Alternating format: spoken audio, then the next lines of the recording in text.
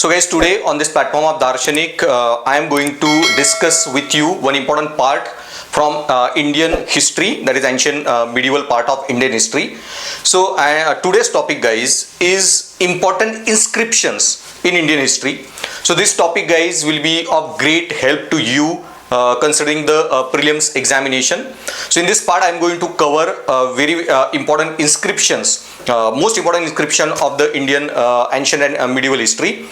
So guys, and while discussing these inscriptions, you must have read about this inscription in many books of Indian history or in your classroom coaching.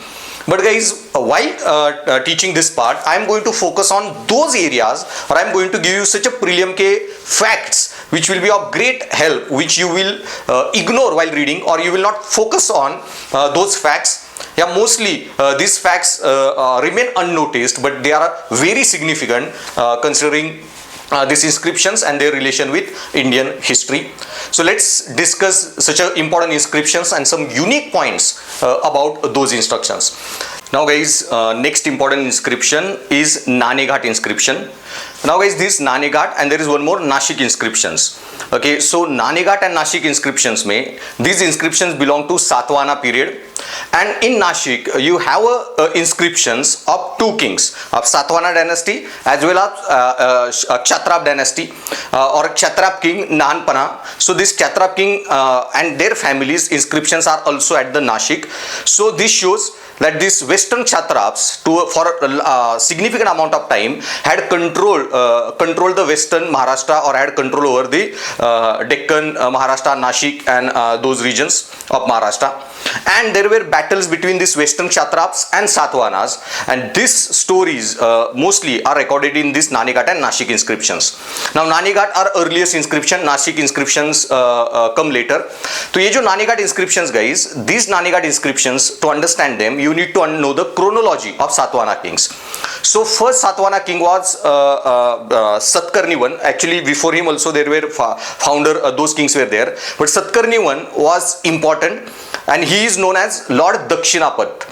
Okay, so this Lord Dakshinapath or SATKARNI I, this Naneghat inscription was belongs to him.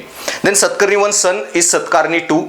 Now in Sanchi Stupa in Madhya Pradesh there are gateways.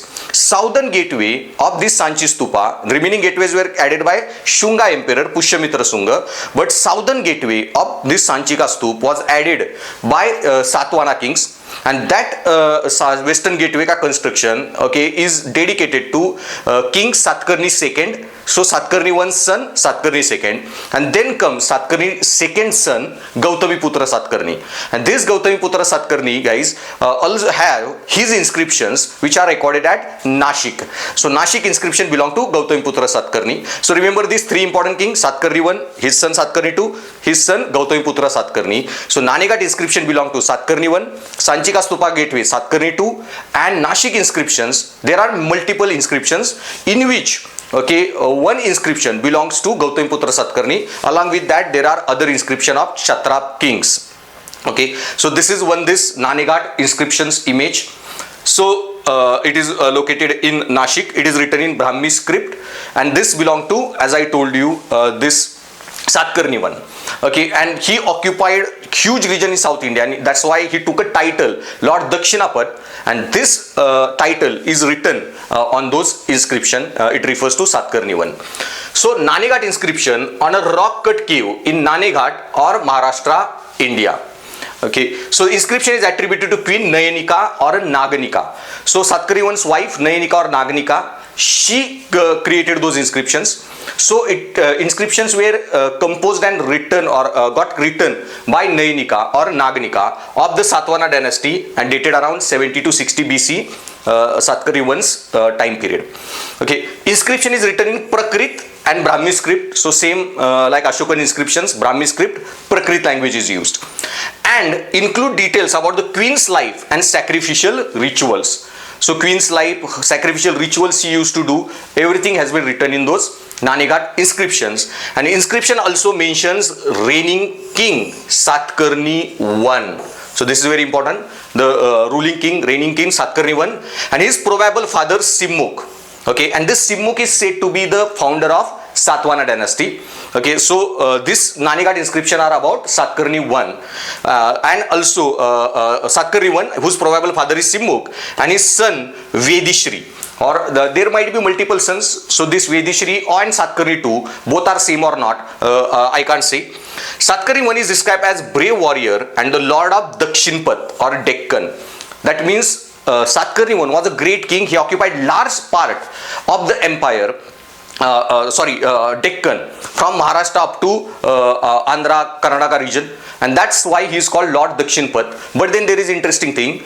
Later on, okay, we find lot of coins and inscriptions of Western Kshatrap kings in Maharashtra, especially Nashik mein.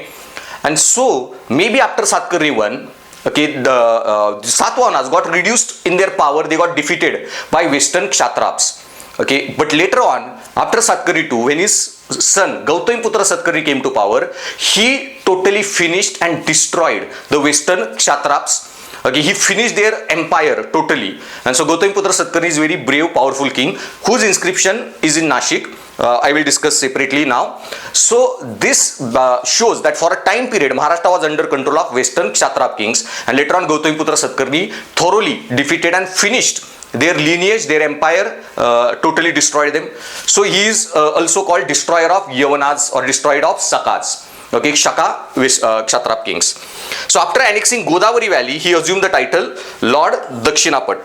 So Satkarni occupied Godavari Valley, right to the other end of Maharashtra, towards eastern side. So he reached up to that Godavari Valley, occupied that entire region from Nashik to Godavari Valley, and so his name Lord Dakshinapat, we find this name in this inscriptions at Naneghat.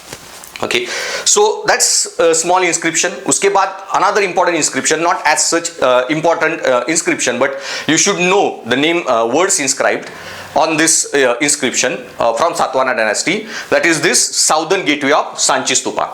Now this southern gateway of Sanchi Stupa, guys, okay, one of the important gateway, uske back side mein, okay, if you ever go to Sanchi, तो ये जो when you enter now Sanchi के स्तूपा को, तो उसके back end में you get this gateway of Sanchi Stupa. You have to go around the Sanchi Stup on other end पे. इसी के side में you have one Ashokan pillar. तो यहाँ लेफ्ट में you will find the Ashokan pillar. और आगे ये जो there is this building के जो pillars हैं, they were constructed by Harshavardhan later on. They were added by Harshavardhan. So this is the southern gateway. और ये gateway पे guys, okay, on this upper segment pillar, there are words inscribed. There are inscriptions mentioned. जिसका zoomed image I have shown here. Okay, so here on that plate, इसका zoomed version है ये. Okay, on stupas, these words are inscribed, and these some words which are inscribed, guys, see the word what they are saying. They won't be visible to you because even zoomed image में I couldn't find properly zoomed image. But the word on that gateway says, "Gift of Ananda, the son of Vashishti, the foreman of the artisans of the Rajan Sri Satkarni." So this is about Satkarni second. So gift of Ananda, the son of Vashiti, the foreman of the artisans of the Rajan Sri Satkarni. So this they say was constructed, dated, and this Satkarni is Satkarni 2. So remember about Satvahana's second king, or not second king, but Satkarni second. Then comes the most important inscriptions, Nashik inscriptions.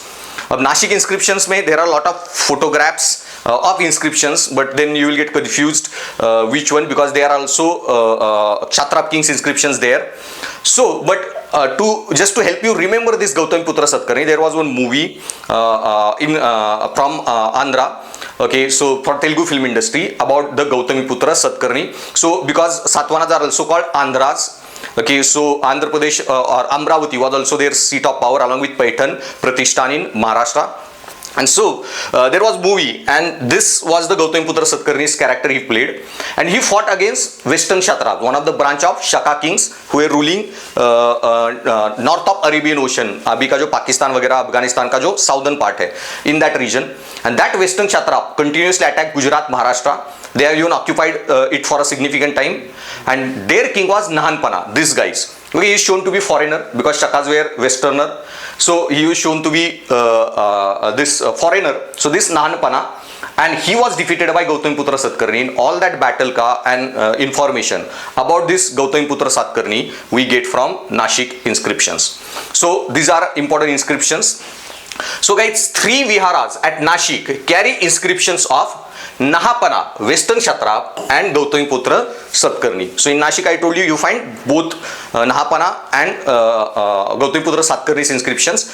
We will be focusing on Gautamiputra Satkarni's inscription. So in a Nashik Prashasti inscription, so Prashasti means what do you call, praising someone. Okay, so that's why they are called Prashasti inscription. So Nashik Prashasti inscription of his mother Gautamiputra Balashri, and he is described as the destroyer of the Shakas. So these Nashik inscriptions were written, guys, or carved out not by Gautamiputra Satkarni, carved out during his son's time period. Okay, so it was carved out during Gautamiputra Satkarni's son's time period, but that task was completed, executed, or lines were composed by Gautamiputra Satkarni's wife, that is Gautami Balashri. So remember that it was composed by Gautami Balashri, she got it executed, those inscription, but Gautamiputra Satkarni wasn't alive then. They were created, or inscriptions were written during his son's time period. So I will explain that part aage jaake, it's important point.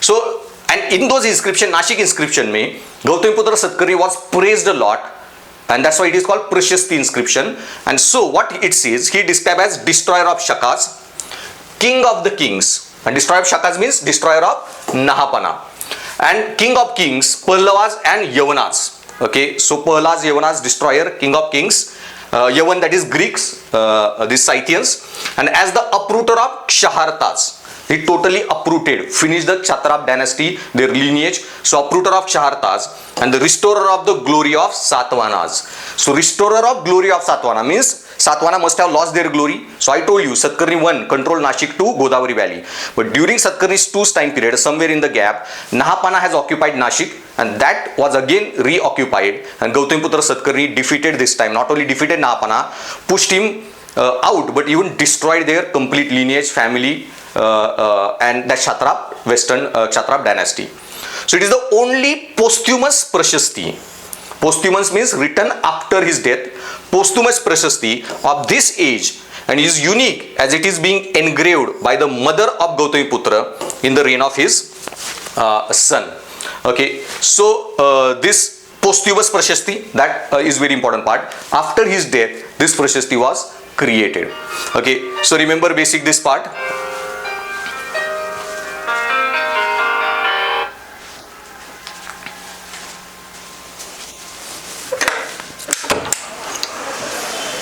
Mummy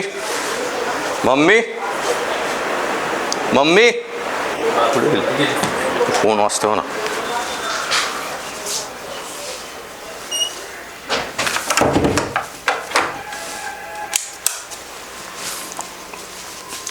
Okay, so these inscriptions may, I told you, information is destruction of Kshatrap dynasty. So defeating the Shatru Sangha. Shatru Sangha means these Kshatrap guys came to attack Gautamiputra Satkarni by mixing or bringing all their family, feudal lords, everyone together. They created a big alliance, and that entire alliance of Kshatrapa dynasty was defeated by Gautamiputra Satkarni.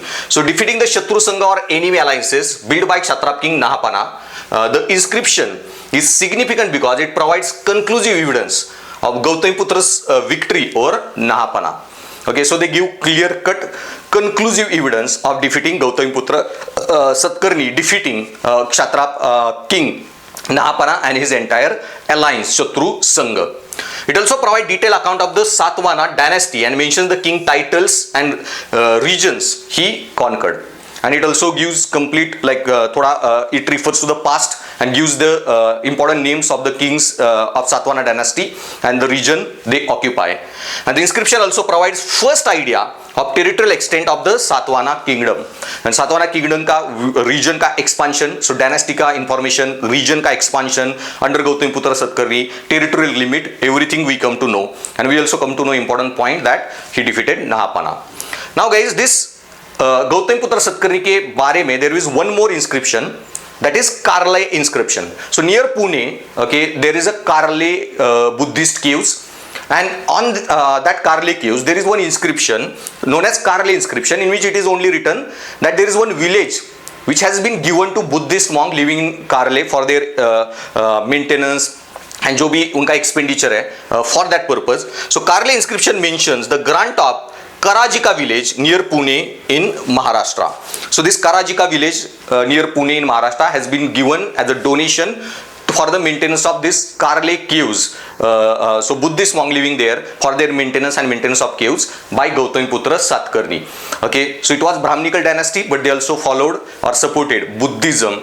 Okay, this was also one evidence of that. So remember this Nashik and small Karle inscriptions. Then there was another important inscription known as Garud pillar inscription.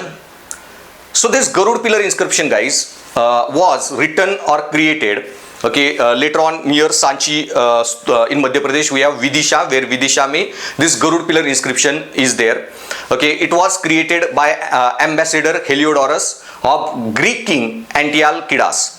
So this Antiochus, Greek king, whose ambassador Heliodorus, okay, he constructed Garud pillar and dedicated it to the Lord Vishnu. And when he was in Vidisha, constructed that Garud pillar, Vidisha was under control of Shunga dynasty, and Shunga dynasty ka king who was ruling that was a Bhagabhadra. So Bhagabhadra was Shunga king under whose control this Sanchi, Vidisha, all this region was. Though they were ruling Shunga dynasty from Patliputra, from that side, but Vidisha was also important seat of their power. And this Heliodorus ambassador was in Vidisha, where he constructed this Garud pillar. Okay, so Greek ambassador Heliodorus became Vaishnavite and erected Garud pillar at Besnagar. Now this pillar is commonly named after Heliodorus, who was an ambassador of the Indo-Greek king Antiochus from Takshashila. So Takshashila was under control of these Indo-Greeks, and their king was Antiochus, and this king's ambassador Heliodorus, who became Vaishnavite, has constructed this pillar, and he was sent to the Indian ruler Bhagabhadra's court at Vidisha, and Bhagabhadra was Shunga king. So pillar glorifies the Indian ruler Bhagabhadra the savior. So pillar पे वो जो Shunga king है Bhagabhadra, it lines were written about him. It also praises him. So Bhagabhadra was a Shunga emperor, and though the capital of the Shunga was at Patliputra, he was also known to have held court at Vidisha. So I told you Shunga emperor ruled from Patliputra, but they also had court at Vidisha, and this pillar was constructed at Vidisha by Heliodorus. And so dedication written in Brahmi script, again on this inscription also Brahmi script, inscribed on the pillar venerating Vasudev, Krishna, the Devadeva, the god of gods and the supreme deity. So this Garud pillar was dedicated to Lord Vishnu, and it refers God Vishnu as Devadeva, okay, that god of the gods. And so pillar is stambha, it is a straight stambha. So wherever you find this stambha, uska ek significance was that when you have stambha, that it is a axis. So pillar is stambha, which symbolizes joining earth, space and heaven, and is thought to connote the cosmic axis and expresses cosmic totality of the deity. So it represents cosmic axis or cosmic totality, that earth pervades heaven, earth, space, everywhere. Now see, in Buddhist architecture, you came across different architectural type, that is Chaitya, Vihar, Stupa. But then UPSC asked one odd question that time once, that what is Kutagra Shala? So guys, Kutagra Shala is a hut with the pointed roof. So hut with pointed roof is Kutagra Shala, where intellectual discussions used to take place among Buddhist monks. Okay, so Stupa mein they used to do worship. Okay, viharas for their residential purpose, etc. Okay, like that Kutagra Shala mein intellectual debates used to take place among Buddhist monks, and it was a hut with pointed roof. This pointed roof again points towards heaven or space as a symbol to justify or symbolize this intellectual discussion. Same way guys, Akbar also used to have intellectual discussions, and that place is called as Ibadat Khana. So at Fatehpur Sikri, where there is a Sheikh Salim Chisti's Dargah, there is this place called Ibadat Khana, where King Akbar used to have intellectual discussions with the people of different religious sects or heads of the different religions. So just remember those references. So this is the Garud pillar inscription. So the Garud standard of Vasudeva Krishna or Vishnu, the god of gods, was erected here by the devotee Heliodorus, son of Dion, a man of Takshila, sent by great king or Yona king, that is Indo-Greek, Yavanas, what they were called, Antiochus, as ambassador to the king Kashiputra Bhagabhadra. So Bhagabhadra's mother's name was Kashiputra Bhagabhadra, the savior, son of the princess of the Banaras, in the 14th year of his reign. So savior son of the princess from Banaras. So ये जो line है, that he was savior son of the princess from Banaras. So why savior son, that I don't know, but his mother, that is Kashiputra, so his mother Kashi, she was princess of from Banaras. Okay, and it was constructed in the 14th year of his reign. So this Garud pillar was constructed when this Kashiputra Bhagabhadra, the Sunga king was ruling, and 14 year for his rule has been completed. And he is called savior of what, that has not been mentioned, but he is said to be savior king. And this is this Garud pillar inscription, which is important pillar inscription of that time period. So guys, that's all about the inscriptions. Now many more inscriptions I will be discussing with you on my app classes. Do enroll there. And as I told you, I have already launched my essay and ethics courses on my app, so do check them out. And on my YouTube channel you will find many statistics related lectures and many lectures about how to write essay, and some ethics classes also uploaded. I also uploaded some prelim shorts, so do take advantage of those also for your prelims preparation. Okay, and also connect with me on UPSC Ethics for Telegram channel to download these notes, and check my app on Google Play. Link is given in the description. There you enroll for those courses. So thanks for listening guys, and stay tuned. I will soon be launching one lecture on YouTube about Kalidas separately and his books. So do check that out also.